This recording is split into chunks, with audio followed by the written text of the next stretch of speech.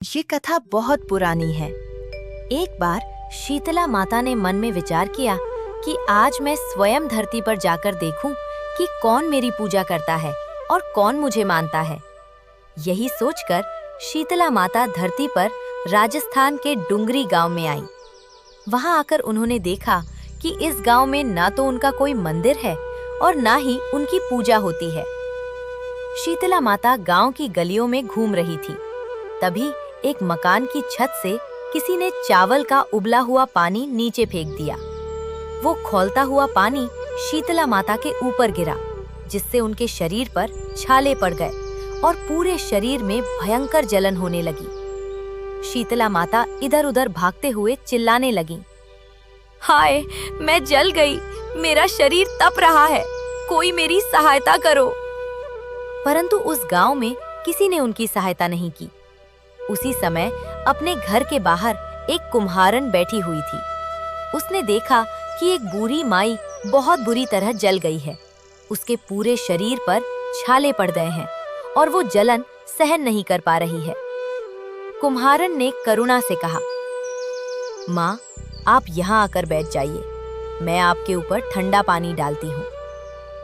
उस कुम्हारन ने बूढ़ी माई के शरीर पर खूब ठंडा पानी डाला और फिर बोली, माँ, मेरे घर में रात की बनी हुई राबड़ी और थोड़ा दही रखा है, आप दही राबड़ी खा लीजिए।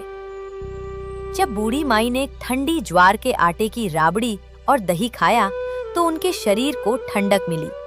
फिर कुम्हारन बोली, माँ, आपके बाल बिखरे हुए हैं, आइए मैं आपकी चोटी गूंथ देती हूँ। जब वो कंघी कर रही थी तभी उसकी दृष्टि बूढ़ी माई के सिर के पीछे पड़ी। उसने देखा कि वहां एक आंख छिपी हुई है। ये देखकर वो डर के मारे भागने लगी।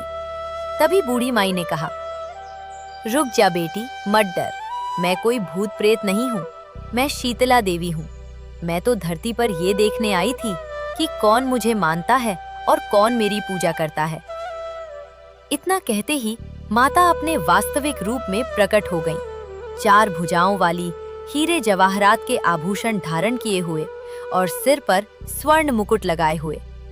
माता के दर्शन कर कुम्हारन सोचने लगी कि अब वो इस माता को कहाँ बैठाए, क्योंकि वो बहुत गरीब थी। माता ने उसके मन की बात जान ली और बोली, बेटी, तू किस सोच में पड़ गई है? कुम्हारन ने हाथ जोड़कर आंखों में आंसू भरते हुए कहा, माँ, मेरे घर में चारों ओर दरिद्रता फैली हुई है, ना मेरे पास चौकी है, ना बैठने का आसन, मैं आपको कहाँ बैठाऊं? ये सुनकर शीतला माता प्रसन्न हुई। उन्होंने कुम्हारन के घर के बाहर खड़े गधे पर बैठकर एक हाथ में झाड़ू और दूसरे हाथ में डलिया ली। माता ने झाड़ू से उस कुम्हारन के घर की सारी दरिद्रता समेटकर डलिया में भर दी और उसे दूर फेंक दिया। फिर माता ने कहा, बेटी, मैं तेरी सच्ची भक्ति से बहुत प्रसन्न हूँ, अब तू मुझसे कोई भी वरदान मांग ले। कुम्हारन ने हाथ जोड़कर कहा, माँ, मेरी इच्छा है कि आप इसी डुंगरी गांव में स्थापित होकर यही निवास करें। जैसे आपने मेरे घर की दरिद्रता झाड़ू से दूर की है, वैसे ही जो भी व्यक्ति होली के बाद आने वाली सप्तमी को श्रद्धा भाव से आपकी पूजा करे, आपको ठंडा जल, दही और बासी ठंडा भोजन अर्पित करे, आप उसके घर की दरिद्रता भी दूर करना। आपकी पूजा करने वाली स्त्रियों का अखंड सुहाग बनाए रखना और उनकी गोद सदैव भरी रखना। साथ ही जो पुरुष शीतला सप्तमी के दिन नाई के यहाँ बाल न कटवाए, धोबी को कपड़े न दे, ठंडा जल, नारियल और फूल अर्पित कर परिवार सहित ठंडा बासी भोजन करे, उसके व्यापार और काम धंधे में कभी दरिद्रता न आए। माता ने कहा, तथास्तु बेटी, तूने जो भी वरदान मांगे हैं मैं सब देती हूँ। साथ ही मैं तुझे ये आशीर्वाद देती हूँ कि धरती पर मेरी पूजा का मुख्य अधिकार केवल कुम्हार जाति को ही होगा। उसी दिन से डुंगरी गांव में शीतला माता की स्थापना हुई और उस गांव का नाम पड़ा शील की डुंगरी। शील की डुंगरी भारत का एकमात्र मुख्य शीतला माता मंदिर माना जाता है। वहां शीतला सप्तमी के अवसर पर विशाल मेला भरता है।